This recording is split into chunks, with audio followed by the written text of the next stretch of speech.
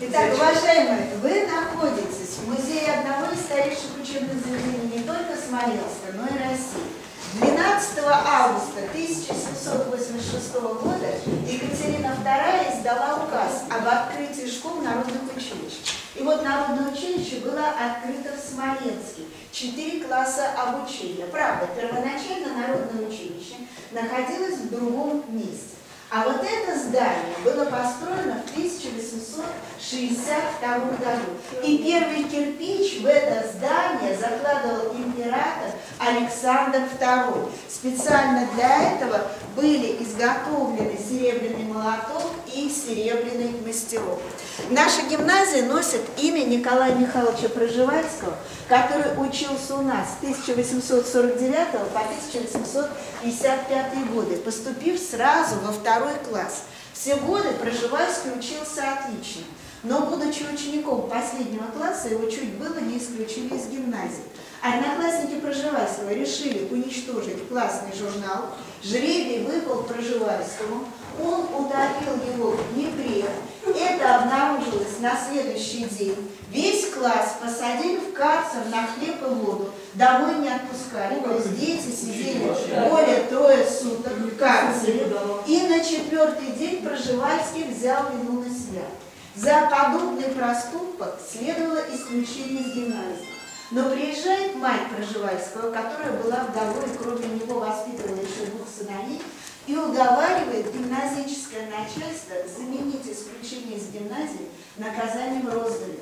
Пржевальского выпороли так, что выносили из карцера на носилках лежа на животе. Но Пржевальский выпустился из нашей гимназии с золотой медалью. Идет 1755 год, Крымская война, патриотический подъем, и он записывается в армию. Ну, а уже отслужив 5 лет в армии, он понимает, что все-таки его интересует география, и он поступает в Академию Генерального штаба. Ну, а затем уже путешествия в Уссурийский край и Среднюю Азию и Казахстан, 5 путешествий. Еще интересные выпускники у нас были.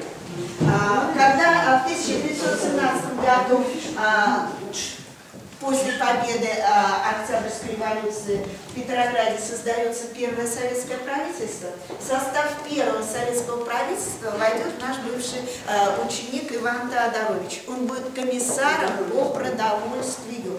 Войдет и второй наш ученик Карелин, но Карелин был представителем левых эсеров. И, к сожалению, когда создавался музей, мы фотографии в советское время Карелина найти не могли. Среди наших выпускников есть и академики. Например, Глинка, академик, исследовал почву Китая. За это был награжден орденом 3 драконов. Среди наших выпускников есть один из первых летчиков России Дыбовский. Он совершает первый перелет в 1914 году из Севастополя в Санкт-Петербург. Перелет продолжается более 30 дней. Далее, среди наших выпускников есть и композиторы. Например, во время Первой мировой войны у нас в гимназии учился Виктор Скуплящийся, литовец. В советское время он был единственным композитором и автором колокольной музыки, писал музыку для колоколов. Алексей Стачинский писал музыку для фортепиано. Вот здесь очень интересный экспонат. Это партитура оперы Евгения Онегина, которая была подарена Александру Богдановичу, нашему выпускнику. Он закончил медицинский факультет Московского университета, а в 1907 году поступил в Большой театр и пел вплоть до 1934 года. При этом все ведущие партии, если тогда это опера Иван Сусанин, то роль Ивана Сусанина исполнял он. Наши выпускники, естественно, отличились и во время Великой Отечественной войны. 5 ученикам нашей гимназии было присвоено звание Героя Советского Союза. Среди наших выпускников есть и замечательные скульпторы.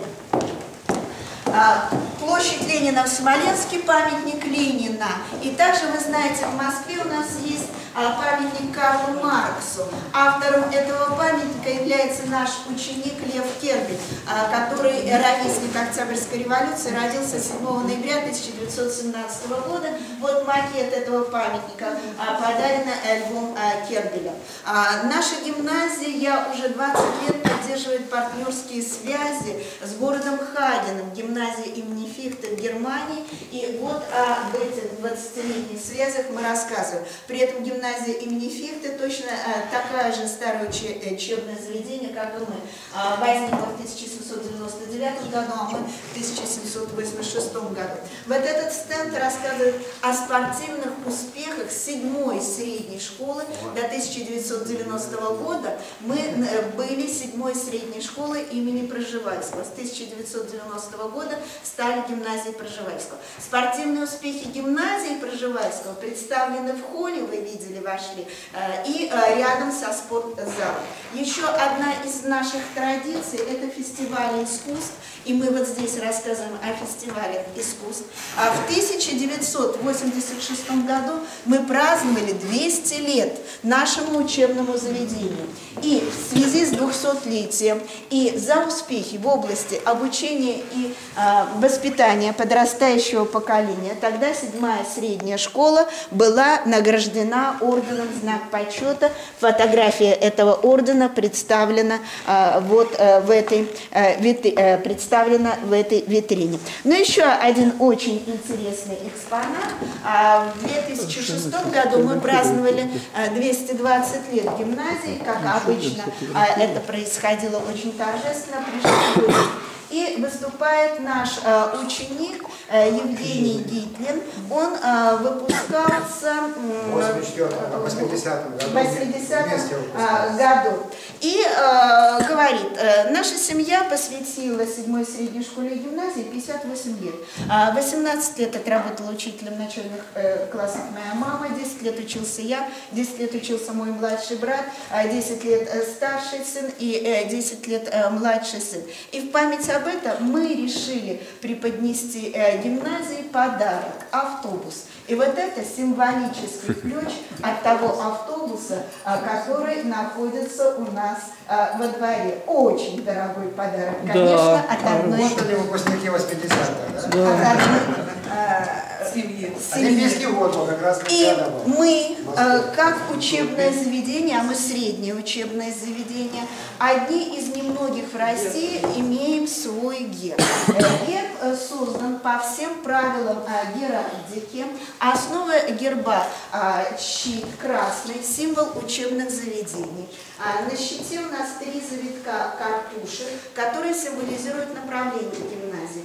Гуманитарное направление, математическое и лингвистическое направление. Золотой свиток на гербе – символ зданий. Далее роза с шипами – символ юности.